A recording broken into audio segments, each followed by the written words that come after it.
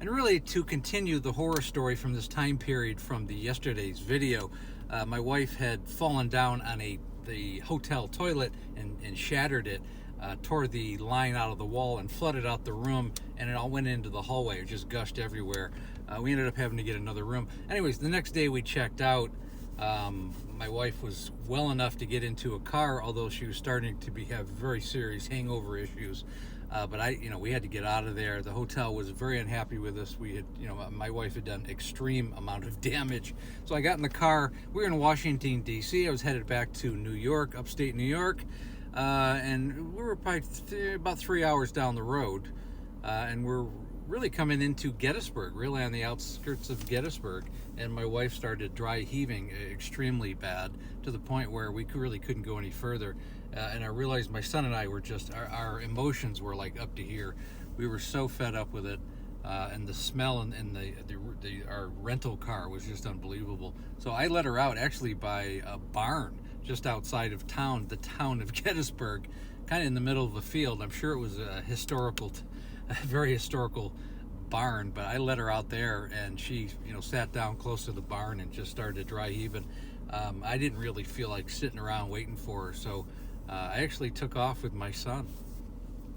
And as difficult as it may be for people who've never been in that situation, there comes to a point where you just can't deal with it anymore, and you do need to take a break, even if it's for an hour or so. So my son went into town. We realized we weren't going to go any further because my wife wasn't physically able to. Obviously, she was dry heaving in the middle of a field in the outskirts of rural Gettysburg. So we drove into town real quick. I got a hotel just on the outskirts of town, and I actually grabbed a bottle of wine just because my son and I, we wanted peace. So we drove back to where my wife was, and she was just sitting there, again, dry heaving, crying, unbelievably emotional. So I handed her a bottle of wine. I said, "Get in the car. We're going to go back to the hotel." Drove back to the hotel, and she proceeded to drink the entire bottle of wine, and went back to bed and passed out, which gave my son and I an opportunity to do a ghost tour that night. They have a tour where they go to the cemetery and they go parts of the town of Gettysburg. It's kind of cool. And they talk about the different ghosts that have been seen, that were in, people that were in that battle, and some of the stories and history of the town and the actual places that they went. But my son and I were able to do that because I bought my wife a bottle of wine so she would stop dry heaving, and my son and I could have some peace for at least one evening. And of course, my son and I were further frustrated because originally we'd driven all the way down to Washington so that we could go to the Smithsonian for a couple of days, and we had to cut that short because my wife was just unable to physically, emotionally, and mentally. So after the Gettysburg, the following day, I just got in the car and we drove all the way back to New York.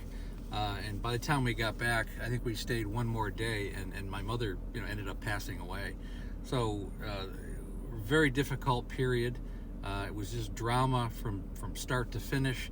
There was never even a moment of rest, because even at the funeral of my mother, my wife was inebriated. I could barely stand, and I had to take her back to the house, to my dad's house. I couldn't even really mourn my mother. Wasn't even able to do that, which it just adds to the madness.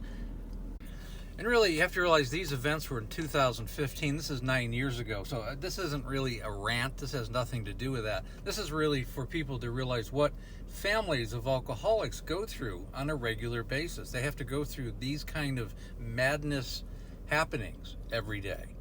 And again, if this kind of thing resonates with you, unfortunately, I understand. If you do need help with a family member or your family itself, click on the link above. Actually, click on the black and white picture. It'll take you to my bio. And then go to the link tree and schedule a Zoom call. I've helped thousands of alcoholics, and just as importantly, I have helped their families, which is really my goal. Also, please like, share, and comment. And again, we have a Facebook group called Amanda, A Cautionary Tale of Alcoholism. We go over alcoholic issues and things about alcohol in the family and so much more. And again, thanks for listening.